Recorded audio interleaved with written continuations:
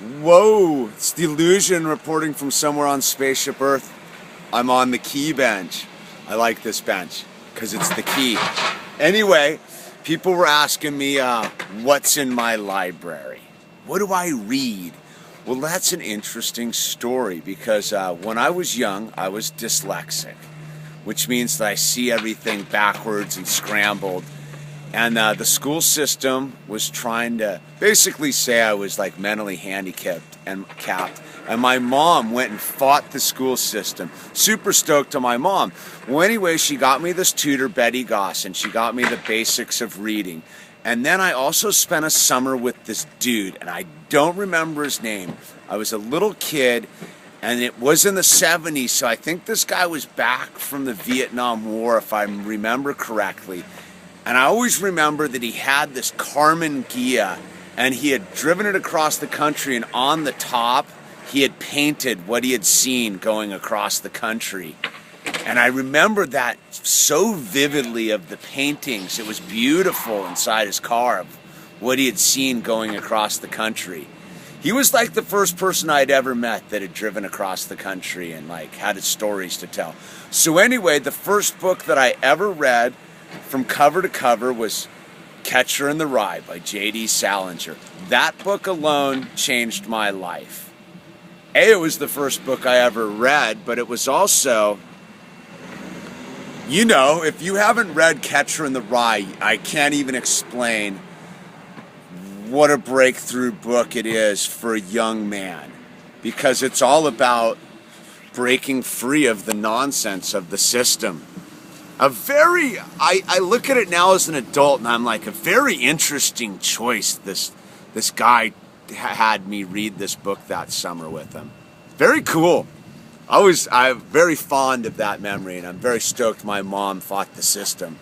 And so then, you know, influential books in my life, like a very influential book in my life was Edward Abbey's The Monkey Wrench Gang. That really fueled my environmental activism and got me moving in a very serious direction about direct action. And I also read Rachel Carson's Silent Spring, which is the hallmark, cornerstone, key book to the entire environmental movement. That was very influential. And I would say the one book that probably had more influence over my life than any other is Fear and Loathing in Las Vegas by Hunter S. Thompson. I love his style of writing. I tried to emulate his lifestyle for a certain phase of my life, and I think that book is absolutely genius, especially the way the wordplay. I mean, you know, I also really liked Jack Kerouac's On the Road. I didn't really care for much other Jack Kerouac stuff, but On the Road was genius. Again, just the tempo and the rhythm of the book and the way words were used and the descriptive narrative really fueled my imagination and really made me want to get out and travel the country, which I've done. Spent a lot of time crisscrossing America in my life. And, you know, I would also, a current book that I read that really like opened my eyes was by Hampton Sides. It was called Blood and Thunder, and it was all about Kit Carson, man. If you ever want to get a kind of a mental picture of what Western United States of America looked like before it became totally inundated with concrete and freeways and shopping malls, read Hampton Sides, Blood and Thunder. Very good book. And, you know, I could go on and on about various books that I've read that have been influential in my life, like the Bible, for example. You know, A Course in Miracles, Eckhart Tolle's The Power of Now. You know, the big book of Alcoholics Anonymous has been foundational in my, like, new phase of life. You know, I would also say that I'm a big Norman Mailer fan. I really liked Norman Mailer. I thought he had a lot to offer. And, well, all of a sudden you just start drawing blanks on that. Bukowski. You know, I kind of go for that sort of visceral thing. And then all the classics like Hermann Hesse, like Siddhartha and you know, what's The Heart of Darkness? I don't know if that was Herman Hesse. It might have been. Moby Dick, one of the great books, right? But there's also this book that's about Moby Dick's wife, and I can't remember the name of it.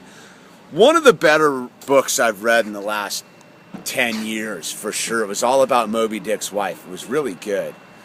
And then, I mean, the list goes on, but I find that reading is the ultimate exploration of the mind in a weird way. Like, I don't mean like the ultimate, like spiritual or something like that. I mean the ability of the mind to translate black and white images on a piece of paper into like these intense landscapes full of characters and people and dialogue and information and knowledge.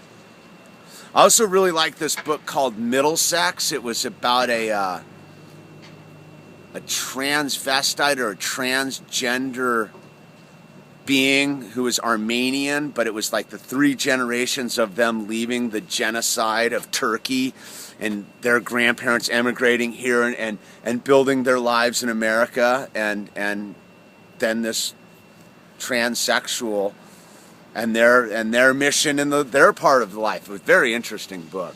And that's my thing. If you ever want to read a book that'll freak you out, read Geek Love. Geek Love is the gnarliest book I've ever read in my life. Like, shocking. And, you know, all of them, man. I'm one of those. I am open to literature. One of my favorite books in the last 10 years was Cryptonomicon.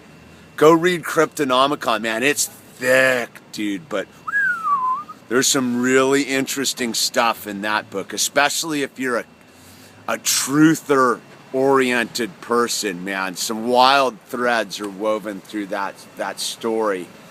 And I remember one of the books I read in junior high or something, the Doolittle Raid, changed my life, about James Doolittle and when they sent the B-29s to bomb Tokyo, dude. That book opened my eyes to something, you know? So I guess what I'm trying to say is when people ask me what's in my library, it's like I don't hold on to books.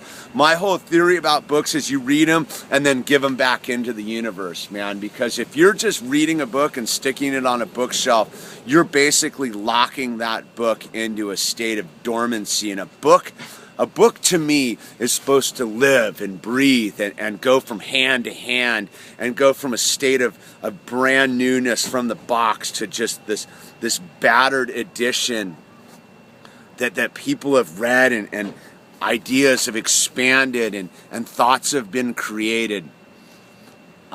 Like going to Chile, my favorite thing to prepare for the trip to Chile is to go down to the bookstore and buy a couple books to read while I'm down there, you know, because that's the best part of traveling is reading. I love reading. I haven't read enough in the last week or so. And the last book I just finished was The Beast in the Garden of Eden, and who was the author, because I read it like 3 others of his books. They were sick. Oh, drawing a blank, but I think if you can find it, there's so many good books out there. It just doesn't. So I could literally make like a 20-hour video talking about books, but there's just a little 9-minute primer about what I think about reading, and you're not reading enough. If you're watching this, basically you're not reading enough. This is The Illusion. Checking out from the Key Bench. Peace.